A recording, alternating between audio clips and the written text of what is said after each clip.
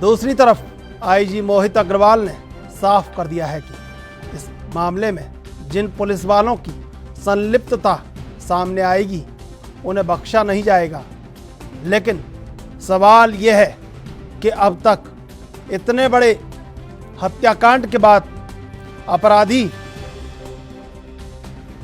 153 kilometre दूर तक आ गया है। कानपुर से चलता हुआ औरैया जो कि लास्ट लोकेशन बताई जा रही है, और दूसरी तरफ उन पुलिस वालों को अभी तक सलाखों के पीछे भी नहीं किया गया है जो विकास दुबे की ड्योढ़ी पर सलामी बजाते रहे और कानून के इकबाल को उसके कदमों तले कुचलवाते रहे, कानून के इकबाल का मजाक उड़वाते रहे और उसकी ड्योढ़ी पर सलाम बजाकर अपने फ़ायदे का, मुनाफे का सौदा करते रहे और सौदा करते रहे उस कानून का जो कानून उन्हें जनता की हिफाजत के लिए मिला है। लेकिन अब सवाल दिन ब दिन गहराता जा रहा है कि आखिर सियासी गलियारों में ये दुर्दांत अपराधी कब तक ऑक्सीजन लेते रहेंगे और कब तक सियासी गलियारे उन्हें महफूज रखने के लिए लामबंद होते रहेंगे। विकास दुबे की सियासी पारी अनेक राजनीतिक दलों में बदस्तूर जारी रही और हर एक सियासी दल अपने छोटे मोटे फायदे के लिए ऐसे दुर्दांत अपराधी को अपनी गोद में पालता रहा और उसे पोषण करवाता रहा अपनी सियासत का। और विकास दुबे ने उसी सियासत की आड़ में ऐसा जघन्य अपराध रच डाला है जिसने उत्तर प्रदेश की धरती को ही नहीं, तमाम पूरे भारत की धरती को एक नई व्याख्या दे दी है। और कहीं उत्तर प्रदेश में कानून को अब अपना इकबाल बुलंद करने के लिए पूरी तरह से चाक चौबंद होकर जो भी विकास दुबे जैसे दुर्दांत अपराधी हैं उनके खिलाफ कड़ी से कड़ी कार्रवाई कर उन्हें जड़ों से उखाड़ना होगा। नहीं तो ये जो जनाधिकार का, ये जो समाज का वटवृक्ष है, इसकी जड़ें इसी तरह विकास दुबे जैसे दुर्दांत अपराधी खोखला करते रहेंगे। और अगर ये जड़ें खोखली हुई तो फिर समाज का जो वटवृक्ष है, जो समाज की संरचना है, वो पूरी तरह छत विछत हो जाएगी। और इसी को रोकने के लिए अब जिस तरह पुलिस को कहीं फ्री हैंड मिला है और लगातार जिस तरह अपराध को जड़ से उखाड़ने की कोशिश उत्तर प्रदेश में की जा रही थी, लेकिन इस पूरे मामले ने उन तमाम संभावनाओं को निर्मूल साबित कर दिया है कि उत्तर प्रदेश की धरती से अपराध उखड़ चुका है, अपराध समर्पण कर चुका है। कानपुर की इस घटना ने बिल्कुल ये बता दिया है कि अभी उत्तर प्रदेश की सियासत के डीएनए में कहीं जांच करेंगे तो अपराध भी गाहे बगाहे मिल ही जाएगा। और अब जब से विकास दुबे ने ये दुर्दांत और जघन्य हत्याकांड रचा है, तब से तो बिल्कुल एकदम मामला साफ है कि कहीं ना कहीं सियासत की ड्योढ़ी पर ऐसे खूंरेज और दुर्दांत अपराधी शरण पाते रहे हैं। और शायद सियासत की शरण से ये इतने बेखौफ और निर्मम हो चुके हैं कि इन्हें अब कानून का डर नहीं लगता। और कानून जब इनकी ड्योढ़ी पर, इनके गिरेबान पर हाथ डालने जाता है तो कानून पर ये लोग गोलियां बरसाते हैं और अपनी निर्ममता की कहानी लिखते हैं, अपने जघन्य अपराधों की कहानी लिखते हैं। और ऐसे जघन्य अपराधियों को रोकने के लिए जिस तरह उत्तर प्रदेश की पुलिस ने इस बार उसके किले को जमींदोज किया है, उसकी लग्जरी गाड़ियों को चकनाचूर किया है, कहीं ना कहीं पुलिस अपने पूरे तेवर में है। लेकिन बावजूद इसके सवाल ये भी अभी खड़ा हो रहा है कि जो मिली भगत इस मामले में पुलिस की नजर आई है, जो संलिप्तता पुलिस के अपने ही लोगों की नजर आई है, उन पर महज कार्रवाई या महज खाना पूर्ति क्यों की जा रही है?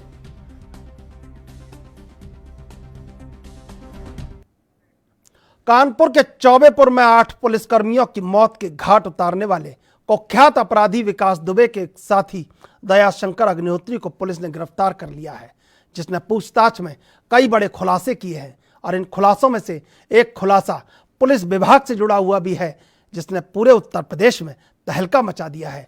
वहीं दूसरी तरफ आईजी मोहित अग्रवाल ने साफ कर दिया है कि इस मामले में जिन पुलिस वालों की संलिप्तता सामने आएगी उन्हें बख्शा नहीं जाएगा। एक रिपोर्ट देखते हैं।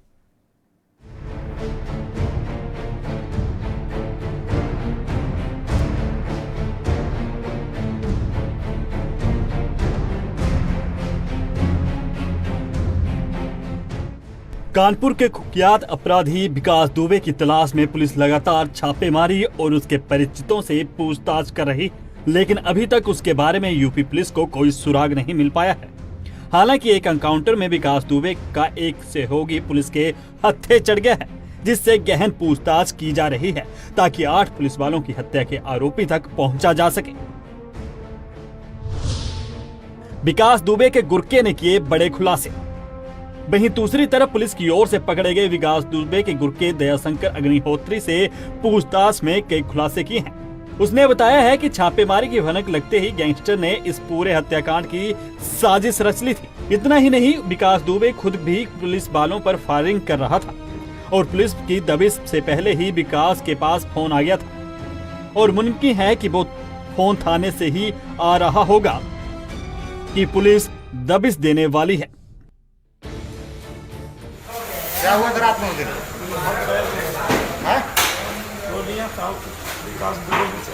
विकास दुबे चलाएंगे साथ में थे? नहीं, हम तो कुछ चला ही नहीं पाते। नहीं चला पाते थे उस दिन साथ में? हम तो वहीं रहते। एक बंदूक है बस, वही मारवाड़ी, बाकी सब फर्जी असला। नहीं तो इसने पुलिस वालों कैसे मार दिया? अरे निरे आदमी है, निरे असला आ रहा है, गोली घंटन चल रही। कितने लोग थे? 25-30 आदमी। क्या जानकारी कैसे कैसे लोग पता चल गया इसके बारे में? उसने बुलाया फोन करके। किसने फोन करके बुलाया? विकास दुबे। और कौन से प्रमुख लोग थे? और प्रमुख कबूरी, हम तो घर के अंदर लाग थे, हमको तो हमने देखा नहीं। कब बाहर नहीं देखा? ये बताइए चाहे कितने थे? असला है जितने पता नहीं, हम तो घर के अंदर लाग थे, हमको तो नहीं, घर के अंदर कितने असला थे? घर के अंदर कुछ नहीं था, उसके सब खत्म हो गए थे। समझे एक ही के वही लेके निकला। एक कौन सी थी? वो बंदूक की दयाशंकर। तुम्हारा नाम थी? तुम्हारी बंदूक से गोली चलाई थी? हाँ। और कौन कौन से लोगों को आमतौर पर बुलाता था वो? घर में एक ही बंदूक। कौन कौन से लोगों को बुलाता था आमतौर पर? नहीं, वो बाहर बुलाता था। गांव के बारे में बगिया है, हाँ, उसके खेत में वहीं बुलाता था। घर में किसी घर में सिर्फ गाँव वाले आते जाते, तो जो फैसला वाले जो जिला पंचायत। कितने बदमाश हैं उसके पास? जो तो हम नहीं बता सकते। फोन करके बुलाया था उसने? हाँ। तो उसको जानकारी कैसे हुई कि पुलिस आने वाली है उसके पास? उसके पास कौन आया था? किसका? किसी का आया, वो थाने से। तो आपने सुना कि कैसे विकास दुबे की ओर से ये पूरी साजिश रची गई थी और गुर्के ने इस बात का खुलासा भी किया है, जो फोन विकास दुबे के पास आया था वो थाने से था। यही नहीं, दयाशंकर अग्निहोत्री ने और भी कई सनसनीखेज खुलासे किए हैं। उसने बताया है कि विकास दुबे ने 25 से 30 लोगों को बुलाया था जिनके पास अवैध हथियार थे। विकास दुबे मोस्ट वांटेड अपराधियों की सूची में शामिल।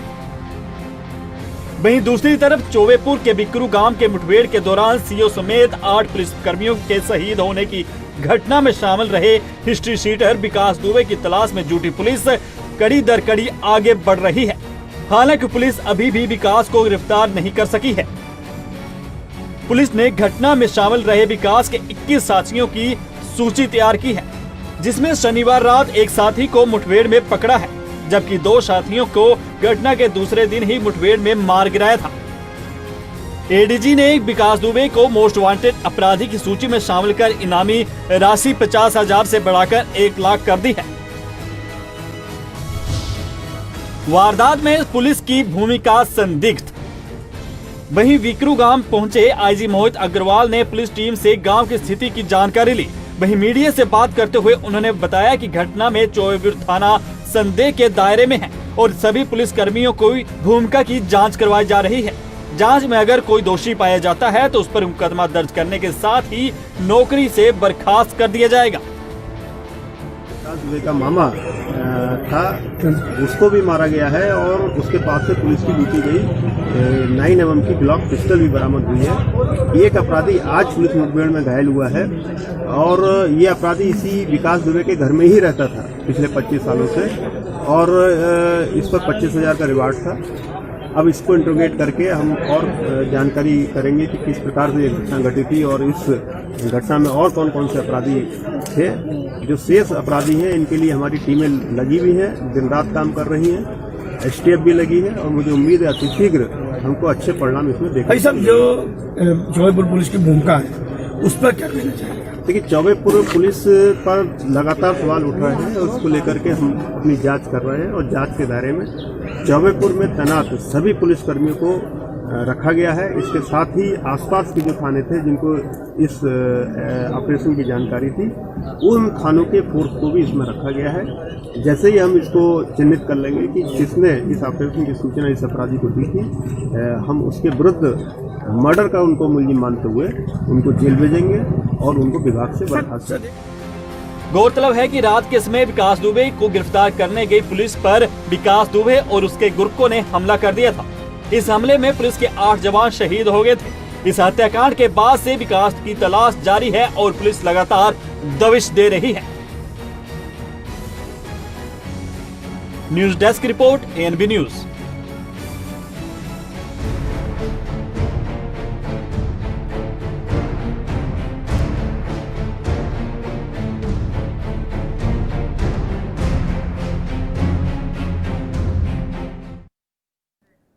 और इस समय कानपुर एनकाउंटर को लेकर बड़ी खबर, कानपुर एनकाउंटर को लेकर बड़ी खबर इस समय आपको सुनवा रहे हैं। 8 पुलिस वालों की जान का जिम्मेदार कौन? 8 पुलिस वालों की जान का जिम्मेदार कौन? किसकी है लापरवाही? प्रशासन सवालों के घेरे में। सामने आई चिट्ठी, 4 जून को किया था आगाह। कानपुर पुलिस की बड़ी लापरवाही आई सामने। यूपी के डीजीपी ने किया था खतरे के बारे में सतर्क। क्या एसएसपी की अनभिज्ञता के कारण हुई वारदात? कानपुर से बड़ी खबर, कानपुर एनकाउंटर को लेकर बड़ी खबर इस समय आपको दिखा रहे हैं हम। 8 पुलिस वालों की जान का जिम्मेदार कौन? किसकी लापरवाही है? प्रशासन सवालों के घेरे में। सामने आई चिट्ठी, 4 जून को किया था आगाह। कानपुर पुलिस की बड़ी लापरवाही आई सामने। यूपी के डीजीपी ने किया था खतरे के बारे में सतर्क। कानपुर एनकाउंटर से जुड़ी बड़ी खबर आपको इस समय दिखा रहे हैं। क्या एसएसपी की अनभिज्ञता के कारण हुई वारदात? कानपुर एनकाउंटर को लेकर बड़ी खबर इस समय। 8 पुलिस वालों की जान का जिम्मेदार कौन? किसकी है लापरवाही? प्रशासन सवालों के घेरे में। सामने आई चिट्ठी, 4 जून को किया था आगाह। कानपुर पुलिस की बड़ी लापरवाही आई सामने। यूपी के डीजीपी ने किया था खतरे के बारे में सतर्क। क्या एसएसपी की अनभिज्ञता के कारण हुई वारदात? कानपुर एनकाउंटर से लेकर बड़ी खबर इस समय आपको दिखा रहे हैं।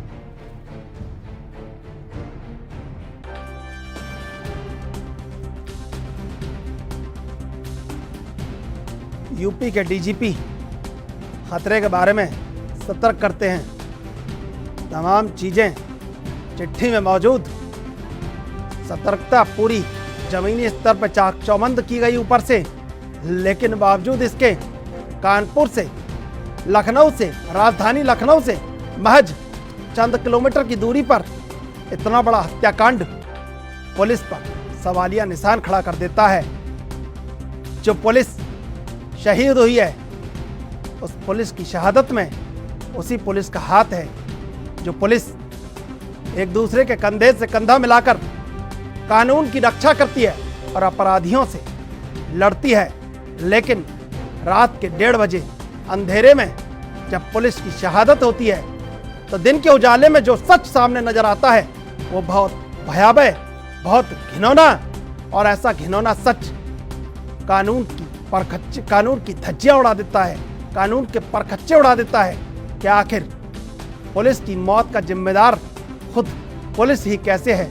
क्योंकि कई पुलिस वाले छोटी मोटी बंदियों के लिए या महज अपने रसूख को बढ़ाने के लिए विकास दुबे जैसे दुर्दांत अपराधियों की ड्योढ़ी पर सलाम बजाते रहे और उसको सूचना मुहैया कराते रहे, उसकी मुखबिरी करते रहे और उसकी मुखबिरी में अपने विभाग के, पुलिस प्रशासन के 8 पुलिसकर्मियों को शहीद करवा दिया। आखिर उनकी गिरफ्तारी अब तक क्यों नहीं उनको सलाखों के पीछे भेजा जा रहा है। तलाश पुलिस की तेज, लेकिन पुलिस की तलाश जाने कितने कदम बढ़ी है, लेकिन अपराधी कानपुर से 150 किलोमीटर दूर औरैया की लोकेशन में है, चंबल के बीहड़ों के नजदीक।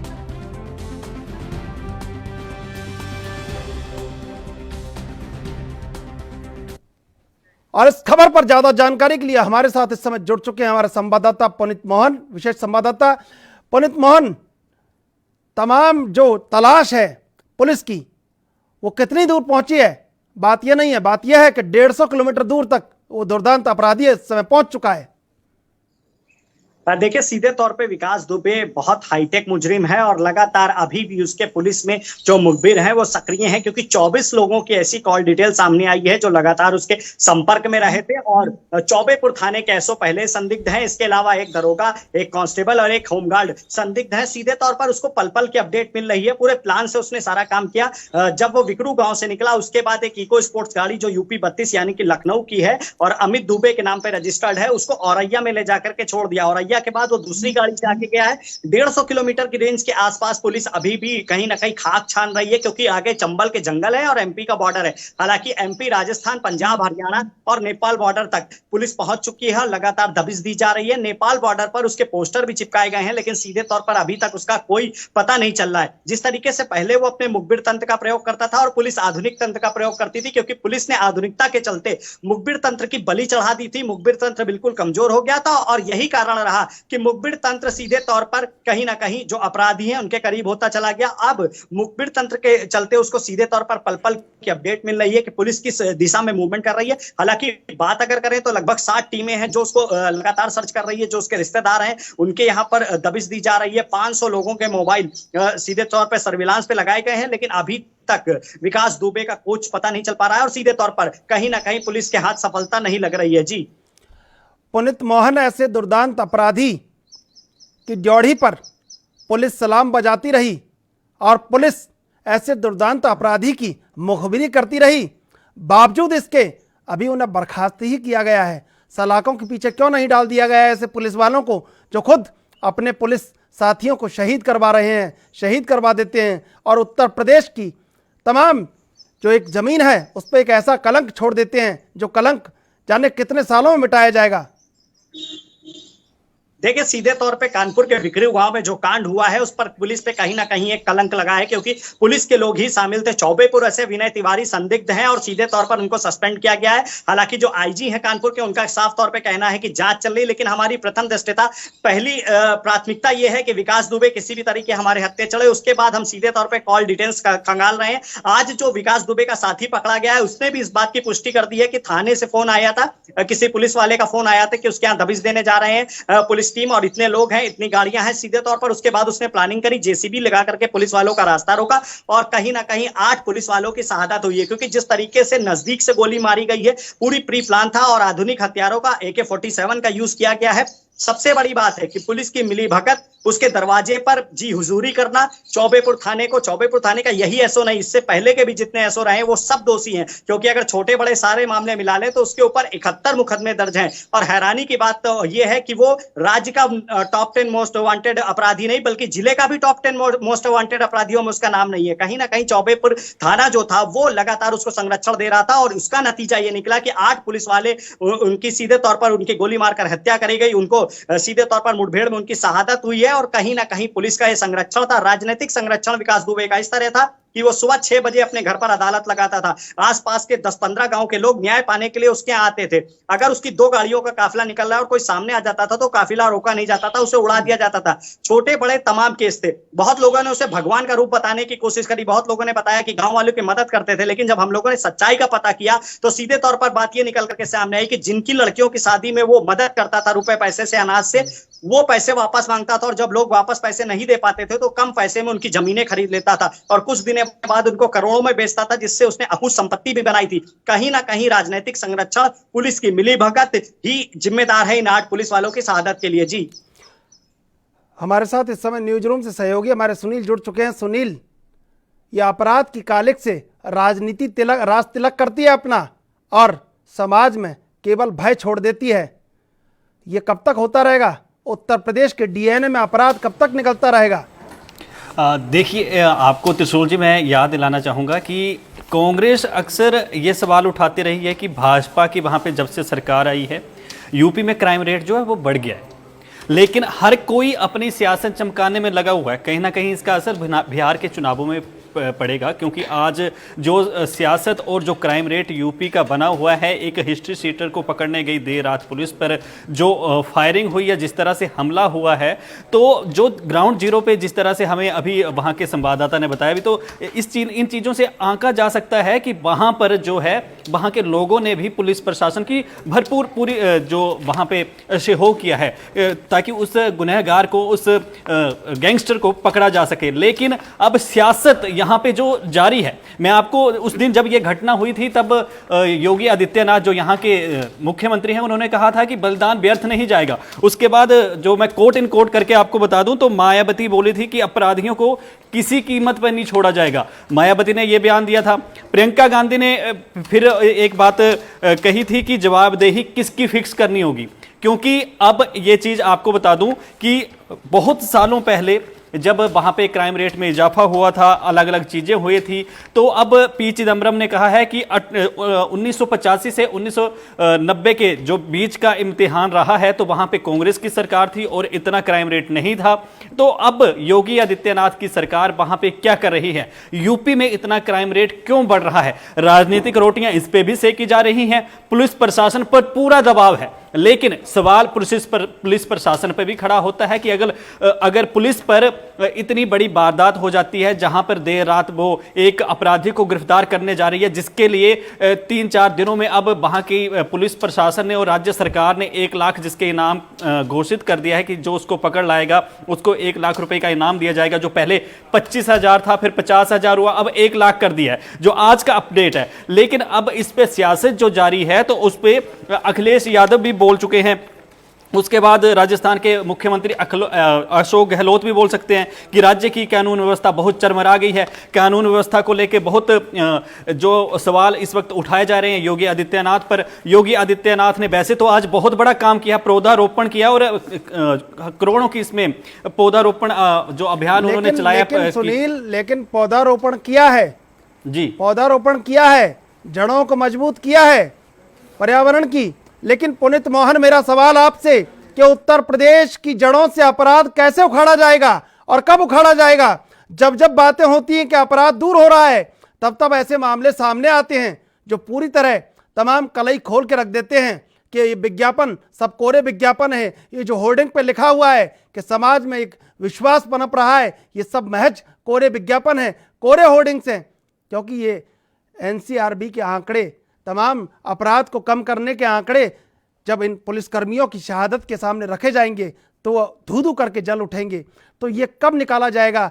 कब उत्तर प्रदेश की जड़ों से अपराध को उखाड़ के फेंका जाएगा? पुनीत मोहन, देखिए सीधे तौर पे कहीं ना कहीं उत्तर प्रदेश में जितनी भी सरकारें रही हैं, चाहे वो बसपा रही हो, चाहे वो सपा रही हो, चाहे वो भाजपा हो, सीधे तौर पर कहीं ना कहीं अपराधियों को राजनीतिक संरक्षण देने में हर पार्टी का हाथ रहा है। अगर हम बसपा में याद करें तो एक इंजीनियर को जला के मारा गया था, एक इंजीनियर की हत्या करी गई थी। सपा में याद करें तो सीधे तौर पर कुंडा में एक सीओ की हत्या हुई थी, और अब विकरू गांव में इस तरीके का एक कांड भाजपा की सरकार में हुआ है। वादे बहुत बड़े बड़े होते हैं, लेकिन सीधे तौर पर वादे कहीं धरातल पर उतरते हुए दिखाई नहीं देते हैं। चुनाव जब आता है, लोकसभा चुनाव जो हुआ उसके बाद, उससे पहले जो योगी सरकार बनी, सीधे तौर पर एक वादा था कि सीधे तौर पर जो भी उत्तर प्रदेश में अपराधी हैं या तो वो प्रदेश छोड़कर भाग जाएंगे या उनकी जगह जेल है। लेकिन सीधे तौर पर आज विपक्ष सवाल इस बात का उठा रहा है कि अगर सारे अपराधी भाग चुके हैं और बाकी अपराधी जेल में हैं तो ऐसी जघन्य घटनाएं कौन कर रहा है। कहीं ना कहीं सीधे तौर पर जिस तरीके से इन अपराधियों को राजनीतिक संरक्षण मिलता है, देखिए विकास को राजनीतिक संरक्षण मिलने का एक पूरा मसला इस बात का था क्योंकि लगभग 10 से 15 गांव में जहां अच्छी खासी आबादी वास करती है, वो वहां पर अपना वर्चस्व कायम किए हुआ था। जिसको चाहता था वोट डलवाता था, और चुनाव में वोट के चलते कहीं ना कहीं हर पार्टी के नेता उसके आगे नतमस्तक होते थे और उसी का वो फायदा उठाता था। दुस्साहस उसका देखिए कि सीधे तौर पर जिस दिन ये घटना हुई उससे पहले एसओ जिस पार्टी ने कंप्लेन दर्ज कराई थी उसको लेकर उसके घर पर समझौता कराने गए। एसओ के सामने ही उसने पार्टी जो पीड़ित पक्ष था उसको मारा, और सीधे तौर पर एसओ ने जब बीच बचाव किया तो उनको भी गालियां दी, उनका मोबाइल छीन के रख लिया। लेकिन एसओ इस बात को दबा ले गए। 2001 में जब उसने राज्य मंत्री की थाने में घुसकर हत्या करी थी, अगर उसी वक्त जो पुलिस वाले गवाह थे अगर वो मुकरे ना होते, अपने बयान से पीछे ना हटे होते, तो शायद आज विकास जेल में होता। लेकिन जेल में जिस तरीके का षड्यंत्र चल रहा है, जिस तरीके की राजनीति चल रही है, वो जेल से बैठकर अपना नेटवर्क चलाता है। देखिए उत्तर प्रदेश में जेल पर हमेशा आरोप लगते रहे कि जेल में बैठकर अपराधी अपना नेटवर्क चलाते रहते हैं, और कहीं ना कहीं इस बयान को बल तब मिलता है जब ऐसी घटनाएं सामने आती है। क्योंकि विकास भी ज्यादातर टाइम जेल में ही रहा है, लेकिन बेल पर अक्सर वो बाहर आ जाता था, लेकिन जेल से भी अपना कामकाज वो बंद नहीं करता था। उसकी एक अच्छी खासी फौज थी। अगर हम बात करें जो सीधे तौर पर इसमें बच गए हैं पुलिसकर्मी, उन्होंने बताया कि सीधे तौर पर एक पूरी प्लानिंग के साथ हमला किया गया था। जब वो वहां पर पहुंचे तो जेसीबी लगी हुई थी, पूरे गांव में अंधेरा था। गांव जिस जगह ये लोग खड़े थे केवल वहां पर लाइट पड़ रही थी, यानी गांव का पूरा सपोर्ट था। और कहीं ना कहीं जब फायरिंग होने लगी तो पुलिस वाले तितिर बितिर हुए, लेकिन जो सेफ जोन में भाग पाए वो कहीं ना कहीं बचने में कामयाब हुए। और सीओ की बदकिस्मती की थी, सीधे तौर पर वो उस मकान में दीवार में फांद करके गए जहां से ही फायरिंग हो रही थी, और वो विकास के मामा का घर था। कहीं ना कहीं सीधे तौर पर पूरी प्लानिंग थी। और दूसरी बात जो सामने निकल करके आ रही है कि विकास का अपने गांव में और आसपास के गांव में इतना ज्यादा दबदबा था कि कोई उसके खिलाफ एक शब्द नहीं बोल सकता था। सीधे तौर पर जो मकान उसने बनाया था वो लोगों की जमीन पर कब्जा करके बनाया था। कानपुर देहात में उसने बहुत सी अवैध प्रॉपर्टियां बनाई हैं, लेकिन आज तक प्रशासन ने कभी उसके खिलाफ कोई एक्शन नहीं लिया क्योंकि उसको राजनीतिक संरक्षण प्राप्त था। नेताओं का यही राजनीतिक संरक्षण और पुलिस के साथ अपराधियों की यही मिलीभगत 8 जो जवान शहीद हुए उनकी शहादत बनी है, क्योंकि कहीं ना कहीं सीधे तौर पर अगर 2001 से उसको रोका गया होता तो शायद आज ये अपराध ना हो पाता। जी सुनील, एक बड़ा सवाल ये खड़ा होता है कि इतने जघन्य अपराध को अंजाम देने के बाद जो अपराधी है वो अभी कानपुर पुलिस से 153 किलोमीटर आगे चल रहा है और पुलिस उससे 153 किलोमीटर पीछे है। तो सवाल ये भी है कि आखिर उसकी मदद कौन कर रहा है? देखिए, बहुत से सवाल इस चीज़ को लेकर त्रिशूल जी उठ रहे हैं कि उसको इतना बड़ा प्लान कौन बता रहा है। जैसे आज लखनऊ में भी आज एलईडी की टीम ने धाबा बोला है, उसके घर पर जो गिराने की तैयारी शुरू कर दी है, जहां तक मेरे पास खबर आई है, क्योंकि उस मकान को भी अवैध करार दिया। अब वो जितने मर्जी भाग ले, कानून के हाथ बहुत लंबे होते हैं, कहाँ तक भागेगा, एक ना एक दिन तो हाथ आना ही है। और जो जिस तरह से पंजाब यूपी पुलिस की कार्रवाई जारी है, तो इतना भी जो सूत्रों के हवाले से खबर आ रही है कि कुछ ही घंटों में शायद उसकी गिरफ्तारी भी हो सकती है। या जैसे कि एक बार पहले भी हम अपने दर्शकों को बता चुके हैं कि सूत्रों के हवाले से जो हमारे पास पहले भी खबर आई थी कि वो अपना सरेंडर कर सकता है। सरेंडर की कहीं ना कहीं उसने कोई कानूनी सलाह ली होगी, कोई ना कोई दांव पेच वो चलेगा ताकि किसी ना किसी धारा के तहत वो छूट सके। क्योंकि अभी जो उसके गुरके के जो बयान सामने आए हैं उनके अकॉर्डिंग अगर देखा जाए तो उसने भी फायरिंग की है। जो एक पुलिस अधिकारी के मौत के बाद जो एक पोस्टमार्टम रिपोर्ट आई है तो उसमें जो खुलासा हुआ है तो उसमें यह भी कहा गया है कि सर के बिल्कुल पास से जो बुलेट निकली है वो उस तरीके की गतिविधियां वहां पे इनकाउंटर के दौरान हुई है। अब आपको बता दूं कि जो आपराधिक गतिविधियां हुई हैं, अखिलेश यादव का बयान मैं आपको याद दिला दूं कि अपराधी जिंदा पकड़ा जाए, ये अखिलेश यादव ने मांग उठाई थी ताकि जहां पे जो सत्ता है, सत्तासीन जो लोग हैं, जिनके राजनीतिक अपराधी विकास दुबे से हाथ जुड़े हैं, तार जुड़े हैं, उनका भांडाफोड़ हो सके। यूपी के बीच जो एक सरगना विकास दुबे जो अपराध की दुनिया का बेजाज बादशाह बन रहा है यूपी के इसमें राज्य में, और धीरे धीरे अपने जो पूरे पैर पसार रहा है भारत में और लोगों से भी संपर्क कर रहा है, ऐसी चीजें भी निकलकर अब सामने आ रही हैं कि अड़ोस पड़ोस के राज्यों में भी उसने अपनी एक फौज तैयार करना शुरू कर दी थी। तो ऐसे में ये भारत के लिए एक बड़ा सवाल खड़ा हो गया है, और इसके पीछे राजनीतिक हाथ किसके हैं, इसके लिए ईडी ने भी अब जांच शुरू कर दी है। इस मामले की जांच ईडी ने भी, इस क्राइम को पूरा देखने की जो भी इसकी ग्राउंड जीरो रिपोर्ट है उसको देखने के लिए ईडी ने भी अपने हाथ डाल दिए हैं, और जल्द ही शायद इस पर केंद्र सरकार भी कोई एक्शन प्लान करने की तैयारी कर ले। वो इसलिए अभी मुझे लगता है कि रुकी हुई है केंद्र सरकार, क्योंकि भाजपा की सरकार यूपी में है, तो कहीं ना कहीं जो अपना ध्यान इस वक्त जनता का ध्यान या जो पुलिस प्रशासन पर दबाव बना रही है केंद्र की सरकार, वो सिर्फ योगी तक के ही फोन कॉल हो रहे हैं, उससे आगे वो बातचीत या चर्चा जारी नहीं है, क्योंकि योगी आदित्यनाथ उस रात से शुक्रवार की सुबह से अभी तक वर्तमान में भी डीजीपी के लगातार संपर्क में हैं, उनको संपर्क साधे हुए हैं, और जितने भी प्रशासनिक अधिकारी हैं उनसे वार्तालाप पूरा जारी है ताकि अपराधी गैंगस्टर विकास दुबे को पकड़ा जा सके। क्योंकि कई बार ऐसा होता है कि हड़बड़ाहट में अपराधी है कहीं ये ना सोच ले किसी बड़ी और वारदात को अंजाम ना दे दे, क्योंकि ऐसे लोगों से फिर ISI ये बहुत बड़ी बात है कि बड़ी वारदात को अंजाम ना दे दे। पुनीत मोहन, उत्तर प्रदेश की सियासत पर शुरू से, जब से उत्तर प्रदेश की सियासत युवा होने लगी तब से कहीं लोकतंत्र मजबूत होने लगा और उत्तर प्रदेश में चुनाव होने लगे और अपने वर्चस्व, राजनीतिक वर्चस्व की कहानी लिखी जाने लगी, तभी से अपराध उत्तर प्रदेश की राजनीति में पीछे पीछे चलने लगा। और फिर एक समय ऐसा आया कि उत्तर प्रदेश की अपराधी में राजनीति में अपराध आगे आ गया और राजनीति पीछे रह गई। और अब जिस तरह सियासी आका कहीं उसके सरेंडर का प्रबंध कर रहे हैं, कहीं उसको बचाने का प्रयास कर रहे हैं, तो ये भी बहुत बड़ा सवालिया निशान है कि वही पुलिस, जो पुलिस मारी गई है, वही पुलिस उसको बचाने का प्रयास कर रही है, और वही पुलिस अपनी पुलिस पर कार्रवाई करने से बच रही है जिस पुलिस ने अपने 8 पुलिसकर्मियों को शहीद करवा दिया। ये कैसे संभव है कि अब इसका हल निकाला जाए? देखिए, सीधे तौर पे उत्तर प्रदेश की राजनीति और अपराध जगत का चोली दामन का साथ रहा है। अगर 90 के दशक में भी देख लें तो कहीं ना कहीं अपराधियों का एक वर्चस्व कायम था और राजनीति में एक हस्तक्षेप था। सीधे तौर पर राजनीतिक संरक्षण उनको प्राप्त था। इतना ही नहीं, इन दबंग अपराधियों के अलावा जो डाकू रहे हैं वो भी कहीं ना कहीं या तो बाद में माननीय बने हैं, और जब तक वो डाकू रहे तब तक कहीं ना कहीं उस क्षेत्र के जो विधायक होते थे, उस क्षेत्र के जो नेता होते थे, उनका प्रॉपर सपोर्ट उनको मिलता था। सीधे तौर पर राजनीतिक संरक्षण के चलते ही कहीं ना कहीं अपराधी इस कदर आगे बढ़ गए हैं कि वो इस तरीके की दुस्साहस हरकतें कर पा रहे हैं। लेकिन अगर हम विकास दुबे की बात करें तो उसका वर्चस्व हालांकि कानपुर और कानपुर देहात में ही था, लेकिन 70 से ज्यादा मुकदमे, 71 मुकदमे उसके ऊपर दर्ज थे, और स्थानीय थाना चौबेपुर जो था हर बार उसके मुकदमों को छिपाता था। उसकी जो करनी थी वो दुनिया के सामने नहीं आ पा रही थी और कोई एक्शन नहीं लिया जा पा रहा था। हालांकि सीधे तौर पर जब योगी सरकार बनी थी तो उन्होंने साफ तौर पे कहा था कि एक लिस्ट बनाई जा रही है, जो अपराधी हैं, टॉप 10 है, टॉप 20 है, उनके ऊपर कार्रवाई होगी। लेकिन सोचने वाली बात है और हैरान करने वाली बात है कि जिसके ऊपर इतने मुकदमे हैं, जिसमें आधे से ज्यादा मुकदमे या तो हत्या या हत्या के प्रयास के या जबरन वसूली के, अपहरण के, ऐसे अपराधी का नाम जिले के भी टॉप 10 रजिस्टर में नहीं है, और कहीं ना कहीं इसके लिए स्थानीय थाना पूरी तरीके से जिम्मेदार है। दूसरी बात, कहीं ना कहीं पुलिस वालों की अनभिज्ञता भी इसका कारण बनी है। चौबेपुर एसओ आज कार्रवाई हो रही है उनके ऊपर, शक के घेरे में है, लेकिन अगर बात उनकी भी सुने तो सीधे तौर पर चौबेपुर एसओ ने जब दबिश देने टीम जा रही थी तो एसएसपी को पहले ही फोन करके कहा था कि मुझे पीएससी फोर्स चाहिए। तो सीधे तौर पर एसएसपी का जवाब था कि 3 थानों की फोर्स लेकर के सीओ साहब के नेतृत्व में जाइए और दबिश दीजिए। कहीं ना कहीं विकास दुबे को लाइटली लेना पुलिस को भारी पड़ा है, क्योंकि जिस तरीके से पुलिस वहां मस्तक झुकाती थी जाकर के, स्थानीय थाना जाकर के जी हुजूरी करता था सीधे तौर पे, और अब वही पुलिस उसको दबिश देने जा रही थी। पुलिस का पूरा प्लान ये था कि या तो वो घर पर मिलेगा नहीं या फिर थोड़ा बहुत विरोध होगा, लेकिन ये उम्मीद बिल्कुल नहीं थी कि इस तरीके से पूरा प्लान करके फायरिंग करी जाएगी। और सीधे तौर पर हथियारों का जखीरा उसके पास था। अपने घर पर वो किसी को नहीं बुलाता था, घर के पास एक बगिया थी जहां पर वो सभी लड़कों को बुलाता था, इकट्ठा करता था और सीधे तौर पर वारदातें करता था। लेकिन सीधे तौर पर गांव में एक दबदबा था और गांव में कोई भी उसके खिलाफ आवाज उठाने को तैयार नहीं है।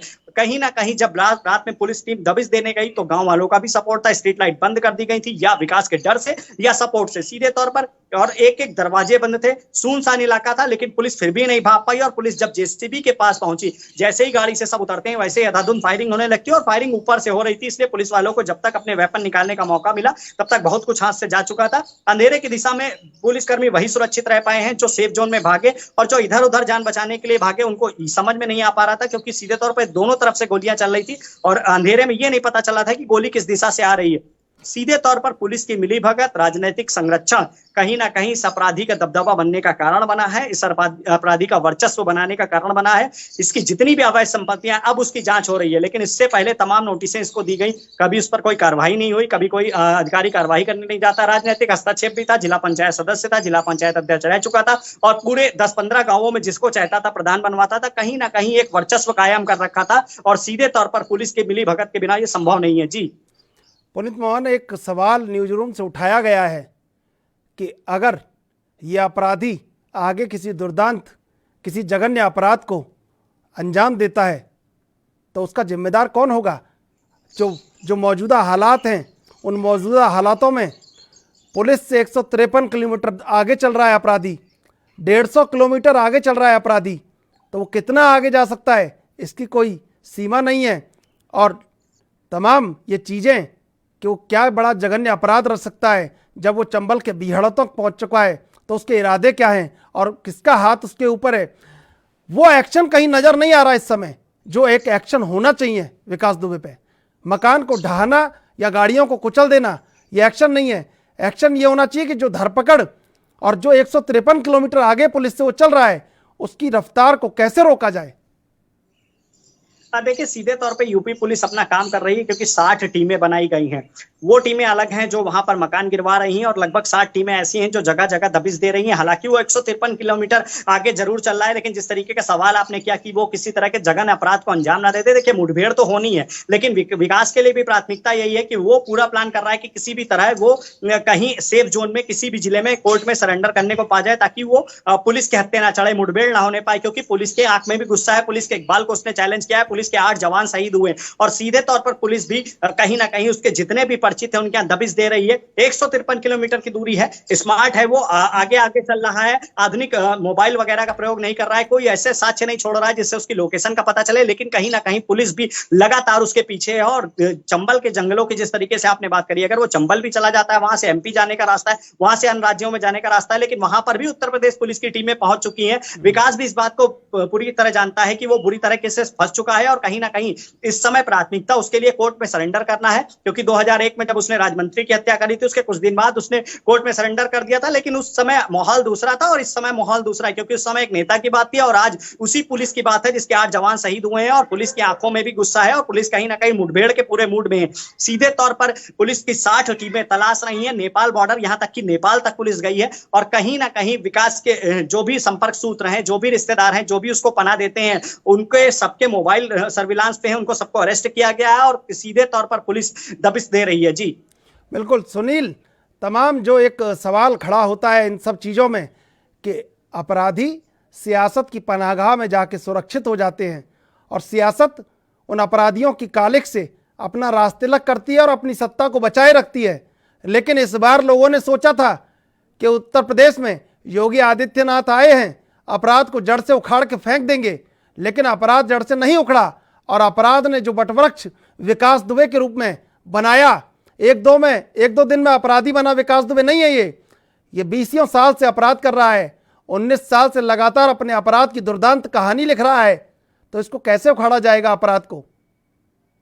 त्रिशूल जी, इस अपराध को लेके वैसे तो योगी आदित्यनाथ जब मुख्यमंत्री के पद से शपथ लेके आए थे तो काफ़ी जोश था उनमें, और मुझे लगता है कि कोरोना महामारी के बीच उनका सारा ध्यान जो है वो कोरोना महामारी की तरफ ही शिफ्ट हो गया है, क्योंकि राज्य की अर्थव्यवस्था भी कहीं ना कहीं हिली हुई है, और राज्य में वैसे बाहरी दूसरे राज्यों से लोग काफ़ी वहाँ पे घर वापसी काफ़ी लोगों ने की है, क्योंकि रोज़गार की समस्या और बाकी जो चीज़ें लोगों के पेश आ रही थी, तो वो तस्वीरें भी हम लोगों ने अपने दर्शकों को दिखाई हैं जब महामारी के बीच लोग यूपी की तरफ वापस जा रहे थे। लेकिन ये जो अपराधी है, जैसे आपने सही कहा, ये 19-20 साल से, बचपन से ही जिसमें एक ड्रीम था, जिसको सपना था कि मैं एक बड़ा जो है गैंगस्टर बनूंगा, बचपन से इसने ऐसे कारनामे किए। सालों पहले से इसमें मुकदमे दर्ज होने शुरू हो गए और अभी जब एक कंप्लेंट पे पुलिस एक्शन लेने गई तो एक्शन फोर्स पर ही पलटवार कर दिया। यानी इसको खुफिया जानकारी मिल चुकी थी, जैसे इसके तार हैं, जैसे इसके राजनीतिक संबंध। अब इसमें कोई हिचकिचाहट और कोई दो राय नहीं है कि इसकी वहां के राजनीतिक जितने भी आगू हैं उनसे कोई संबंध ना हो। इसमें पूरी बात की सच्चाई है कि कहीं ना कहीं राजनीतिक संबंध और राजनीतिक छाया होने के चलते ही इतने बड़े अपराध को यह वारदात देता रहा है, बार बार अदालत से बाहर आता रहा है, कानून की धज्जियां उड़ाता रहा है। जो इसका मकान आज फिर से ढहाने की जो कोशिश प्रशासन की तरफ की जा रही है, तो उस मकान को भी अवैध करार दिया गया है, क्योंकि जब उसकी रजिस्ट्री या बाकी चीजें दस्तावेज चेक किए गए तो वो भी उसके नाम पर नहीं थे। और इसके अलावा जो राजनीति है, वहां की राजनीति में आपको पता है, और ये धरातल पर सच है कि यूपी में जिस तरह से गुंडागर्दी चलती है उस पर लगाम लगाने के लिए योगी सरकार ने जब सत्ता में आई थी, योगी सीएम बनकर आए थे, तो कई तरह के फोर्स बनाए गए थे, उन फोर्स का विरोध भी हुआ था। लेकिन अब इस महामारी के बीच योगी सरकार शायद ये भूल गई कि उसकी आम जनता जो है सबसे ज्यादा सुरक्षित होनी चाहिए। बिल्कुल, बाकी संबंध भी कीजिए। बिल्कुल पुनीत मोहन, जब से ये सनसनी सामने आई है कि इतना जघन्य, इतना दुर्दांत अपराधी कि पुलिस के जो पुलिसकर्मियों के शव थे उनको चौराहे पर जलाने के लिए वो एक कहीं योजना बना रहा था, तब से तो बहुत जो माहौल है वो एकदम विपरीत हो गया है। जिस तरह पुलिस वालों की शहादत हुई, उसके बाद यह भी खबर निकलकर सामने आई कि उन पुलिसकर्मियों के शव को जलाने की कोशिश में भी था वो। जी बिल्कुल, जिस तरीके से उसने 8 पुलिसकर्मियों को पहले तो उनकी हत्या करी, उसके बाद सब एक जगह इकट्ठा किया था, कहीं ना कहीं पूरी प्लानिंग थी। लेकिन जो एक दरोगा थे, सीधे तौर पर एक एसओ थे, जिन्होंने फोन कर दिया था, जिनको 5 गोलियां लगी थी, उन्होंने फोन करके फोर्स की मांग करी और तब पुलिस को एहसास हुआ कि वहां पर मुठभेड़ हो गई है, फायरिंग हो रही है। उन्होंने सीधे तौर पर एक ही फोन वो कर पाए थे कि महेश यादव उनका नाम था, कि सीधे तौर पर हम घिर गए हैं, चारों तरफ से फायरिंग हो रही है, जल्द से जल्द फोर्स भेजिए। उसके बाद में तमाम भारी मात्रा में फोर्स वहां पहुंची और विकास को मौका नहीं मिल पाया। अगर विकास को मौका मिलता तो कहीं ना कहीं सबों को भी वो जलाता। और सीधे तौर पर जिस तरीके की क्रूरता उसने करी, जिस तरीके के सीओ को सटाकर गोली मारी गई और जो एसओ थे उनको 5 गोली मारी गई, जो जवान शहीद हुए हैं उनको भी निकटतम पास से ही गोली मारी गई, आधुनिक हथियारों का प्रयोग किया गया। बहुत काफी दिनों बाद और बहुत बड़ी दुस्साहस किसी अपराधी ने इस तरीके का कदम उठाया है और सीधे तौर पर कहीं ना कहीं पुलिस के इकबाल को चैलेंज है और पुलिस विकास दुबे को लगातार ढूंढ रही है। लेकिन लॉकडाउन में जिस तरीके से पुलिस लोगों को घर में बंद करने में व्यस्त रही, विकास का आपराधिक कारनामा उस समय भी नहीं रुका। कहीं ना कहीं सीधे तौर पर वो उस समय भी अपने जो आपराधिक प्रवृत्तियां थी उसको लगातार कर रहा था। लोगों की जमीन कब्जा करना उसका एक सीधे तौर पर शौक था और वो आराम से इस काम को कर रहा था, क्योंकि जो भी आसपास के किसान है वो हमेशा उससे त्रस्त रहते थे। जिस जमीन को जो जमीन उसको पसंद आ जाती थी, सीधे तौर पर उसको कम दाम में खरीदता था। एक मामला और निकल कर के सामने आया है कि काफी वर्ष पहले, यानी कि 2-4 साल पहले, एक किसान था जिसके खेतों को इसने खरीदने की पेशकश करी थी, लेकिन सही दाम नहीं दे रहा था, उसने मना कर दिया। उसके खेतों पर जाकर इसने अपने साथियों के साथ उसे मारा पीटा और उसकी बेटी को उठा करके ले गया था। उसने कानूनी प्रक्रिया करी, तमाम दरख्वास्त लगाई थाने में और उच्च अधिकारियों से मिला, लेकिन कहीं उसको न्याय नहीं मिल पाया और सीधे तौर पर उसे वहां से पलायन करना पड़ा। विकास के चलते विकरू गांव से 18 परिवार ऐसे हैं जिन्होंने पलायन किया और उनके पलायन के बाद विकास ने उनके घर मकान सब पर कब्जा कर लिया। यानी पूरी तरीके से एक दहशत का माहौल बनाकर रखा था। किसी की भी बहू बेटी को घर से उठा लेता था, लोग थाने पर जाते थे एप्लीकेशन लेकर के, थाने पर सुनवाई नहीं होती थी, क्योंकि चौबेपुर थाना आज से नहीं पिछले 19 सालों से उसको संरक्षण दे रहा था। और सीधे तौर पर संरक्षण देने का दोषी हर वो एसओ है जिसकी पोस्टिंग वहां पर हुई थी, क्योंकि अगर उसका जमीर जागा होता और सीधे तौर पर कार्यवाही करी गई होती तो आज विकास दुबे या तो मुठभेड़ में मारा गया होता या फिर सलाखों के पीछे होता। कहीं ना कहीं जिस तरीके के दुस्साहसिक कदम वो उठाता था उसी का नतीजा ये रहा। और राजनीतिक संरक्षण जो इसके तलाशे जा रहे हैं, चाहे वो सपा के हों, चाहे वो भाजपा के हों, चाहे वो बसपा के हों, वो सब दोषी हैं और उनको सबको सजा मिलनी चाहिए, क्योंकि एक सबक होना चाहिए कि कोई भी राजनेता किसी इस तरह के किसी भी अपराधी को संरक्षण ना दे। जी बिल्कुल, बहुत अच्छी आपने बात कही कि अगर किसी पुलिस वाले का जमीर जागा होता तो विकास दुबे का वहीं पाप का अंत हो गया होता। सुनील, ऐसा बाहुबली जिसकी माँ उसकी मौत की बद्दुआ दे, ये तो बहुत शर्मिंदगी का विषय है कि जिसकी माँ उसकी मौत की बद्दुआ दे रही है, जिसकी माँ ऐसा बाहुबल किस काम का, ऐसा बाहुबली किस काम का, वो तो खुद उसकी नज़रों में गिर जाता है। जिसकी माँ उसको जन्म देने वाली उसकी मौत की दुआ दे रही है, उसकी मौत के लिए बद्दुआ दे रही है। देखिए त्रिशूल जी, एक बड़ी मतलब हमारे दिल को छूने वाली बात है कि एक माँ के कलेजे से हाय निकल रही है और एक बेटे के लिए ये बहुत शर्मिंदगी वाली बात है अगर उसको सरेंडर नहीं करना है जो उसने कारनामे किए हैं, क्योंकि अब विकास दुबे के पाप का घड़ा जो है वो भर चुका है और इसमें कोई दो राय नहीं है। लेकिन उसकी माँ का जो बयान आया है, जिस तरह से उस माँ ने अपने दिल की बात कही है एक न्यूज चैनल पे, तो उन चीज़ों से सारी से यही साबित होता है कि कहीं ना कहीं उसका परिवार, उसके अपने उससे दुखी हो चुके हैं। और ऐसे बेटे से ना बेटा होना अच्छा है, क्योंकि माँ हमेशा, हमें पता है सबको कि अपने बच्चों के लिए ना जाने कितने उपवास, कितने व्रत रखती है कि उसके ऊपर कभी कोई मुसीबत ना आए। लेकिन अब एक माँ अगर ऐसा कर रही है तो उसमें कहीं ना कहीं वो अपनी जगह सही है, क्योंकि जो मारे गए पुलिसकर्मी हैं वो भी किसी के बेटे, किसी के भाई, किसी के बाप, और ना जाने क्या क्या रिश्ते उनके अब चले जाने से वो वापस तो नहीं आएंगे। लेकिन नम आंखों से शायद वो परिवार भी ऐसी ही बद्दुआ दे रहे हैं कि विकास दुबे का अंत हो जाए, उसके पाप का घड़ा अब भर चुका है। और एक बात यहां पे और मैं आपको बता दूं, एक सूत्रों के हवाले से मेरे पास बहुत बड़ी खबर आ रही है कि विकास दुबे से अब आईएसआई भी हाथ मिलाने की फिराक में है और किसी बड़ी वारदात को भारत में अंजाम जो है वो दिया जा सकता है, क्योंकि आईएसआई ऐसे ही लोगों की तलाश करती रहती है जिनको फंडिंग देके उनसे अपराध की गतिविधियों को आगे बढ़वाया जा सके। तो इस वक्त की त्रिशूल जी, मैं अपने दर्शकों को बता दूं कि यह सूत्रों के हवाले से एक खबर आ रही है कि आईएसआई और जितने भी भारत विरोधी, बिल्कुल जो भारत में समाज को कहीं बदरंग कर रहे हैं, उनसे क्यों देश का दुश्मन हाथ नहीं मिलाएगा। उसे तो उम्मीद होगी कि ये देश में ये कहीं जघन्य अपराधी हैं और ये अपराध को अंजाम दे सकते हैं। लेकिन मेरा सवाल आपसे, पुनीत मोहन, कत्ल के किस्से लिखने वाला कातिल ये जमानत का लबादा ओढ़े लगातार कानून को छलनी करता रहा और कानून के रखवाले उसके हमजोली बने रहे।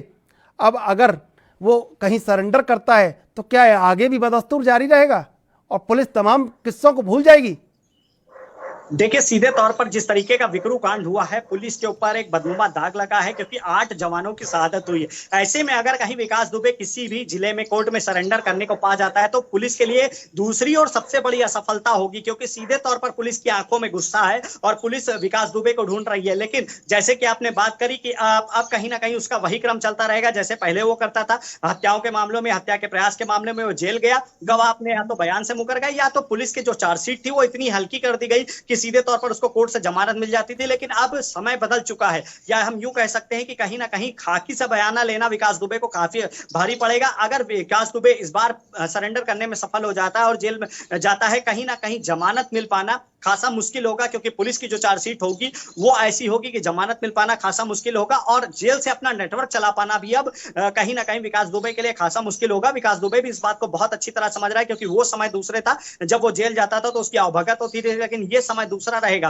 कहीं ना कहीं पुलिस के इकबाल को चैलेंज किया है, पुलिस के जवान शहीद हुए हैं और पुलिस की आंख में गुस्सा है। और अगर वो कोर्ट में सरेंडर करने को सफल हो भी गया तो सीधे तौर पर जेल जाने के बाद उसकी हर तरह की आपराधिक गतिविधि पे लगाम लग जाएगा और पुलिस पूरा प्रयास करेगी कि उसे कम से कम उम्र कैद की सजा दिलाने में पुलिस को सफलता मिले। हालांकि लगातार विकास दुबे प्रयास कर रहा है। कल ऐसे सूत्रों के हवाले से खबर मिल रही थी कि उन्नाव जो कोर्ट है वहां पर वो पहुंचना चाहता है, वहां सरेंडर करना चाहता है। उन्नाव जो कोर्ट है उसको उन्नाव पुलिस ने छावनी में तब्दील कर दिया था। एक एक व्यक्ति की चेकिंग करी जा रही थी। इसके अलावा कानपुर से जो आसपास के सटे हुए जिले हैं और सीधे तौर पे अब जो 153 किलोमीटर दूर औरैया पहुंचा है, वहां के आसपास के जो जिले हैं वहां की जो कोर्ट है वो कल छावनी में तब्दील रहेंगी, क्योंकि पुलिस के लिए सबसे बड़ा चैलेंज है कि किसी भी तरीके विकास दुबे कोर्ट तक ना पहुंचने पाए। और विकास दुबे भी इस बात को बेहतर जानता है कि पुलिस कहीं ना कहीं उसके चप्पे चप्पे पर निगाह रखे हुए है और जो भी उसके संपर्क के लोग हैं लगातार उनको गिरफ्तार कर रही है, उनसे पूछताछ कर रही, दबिश डाल रही है। सीधे तौर पर डाल और पात वाला खेल चल रहा है, क्योंकि विकास दुबे भी सीधे तौर पर पुलिस के काफी संपर्क में रहा है।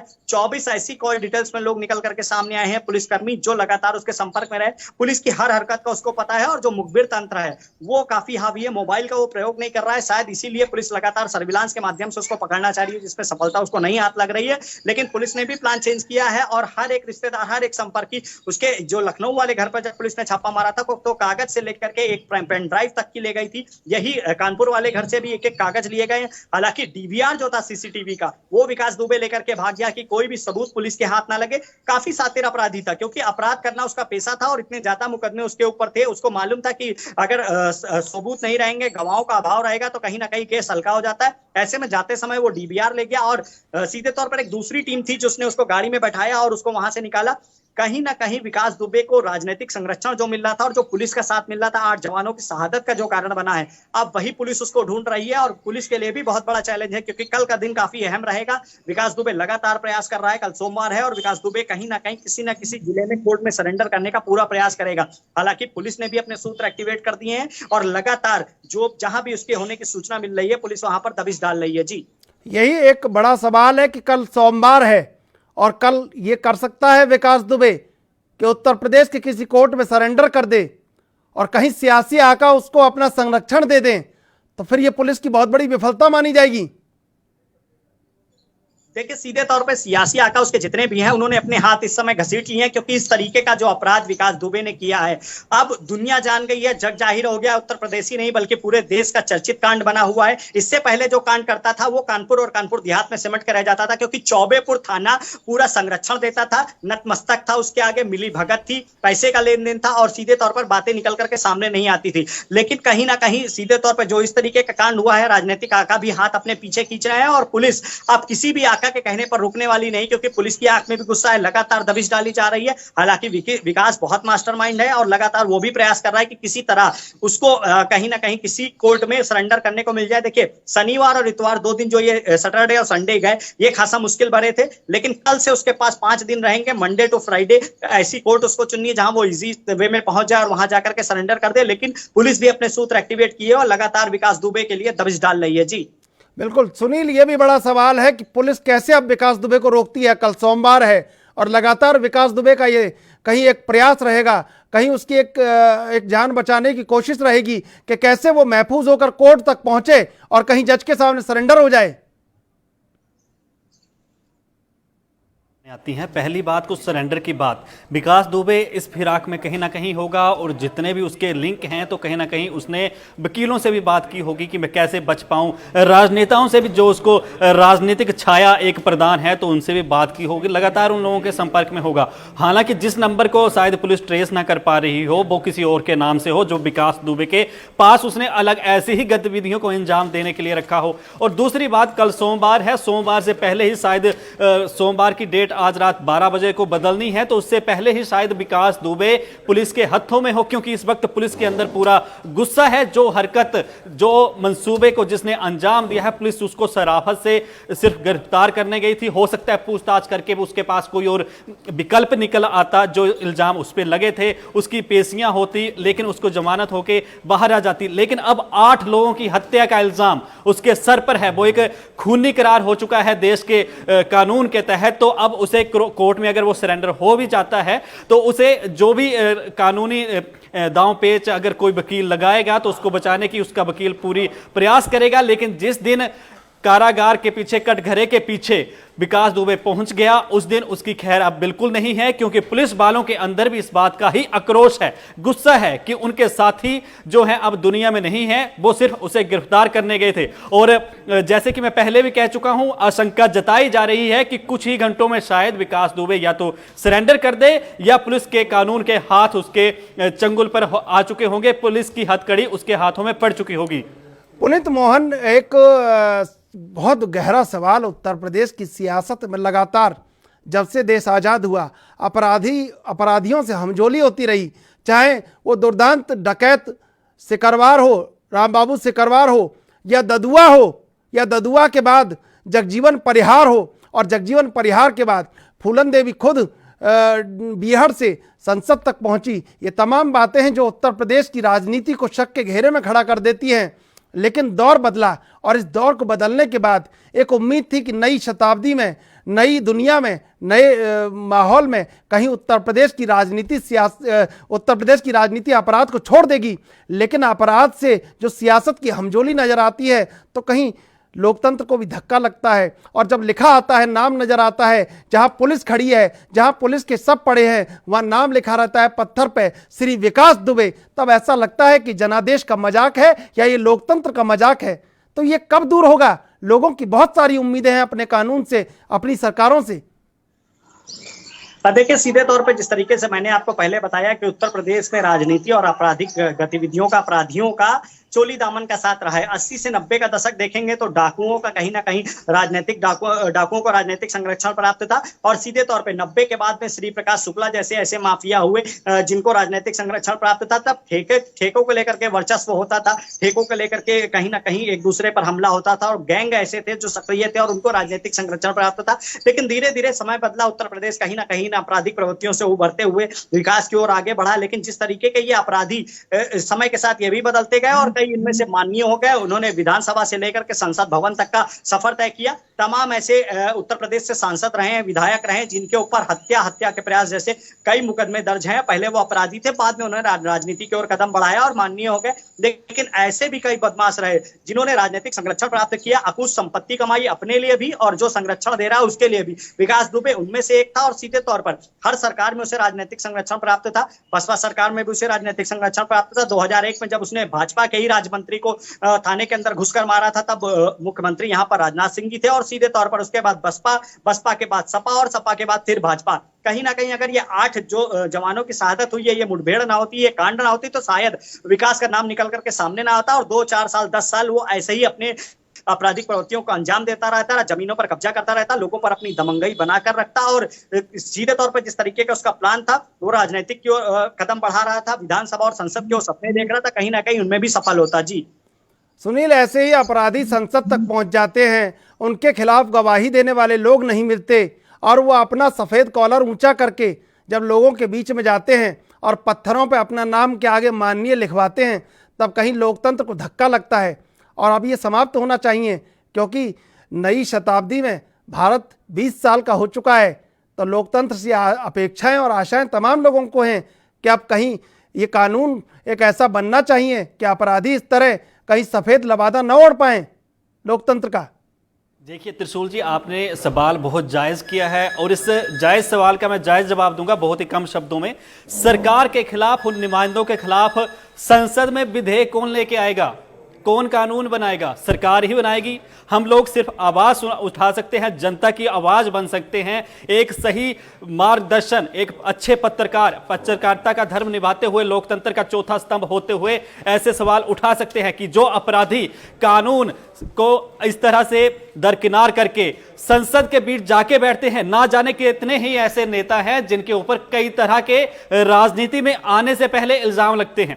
कई पार्षद ऐसे होते हैं जिन पर ना जाने कितने केस किस तरीके से धक्केशाही के चल रहे होते हैं, लेकिन फिर भी उनको संसद तक का रास्ता मिल जाता है। कैसे मिलता है ये हमें भी पता है और जनता को भी पता है कि बिल्कुल इस रास्ते को कहीं रोकना होगा। समय का अभाव है, मैं आप दोनों का धन्यवाद करना चाहूंगा।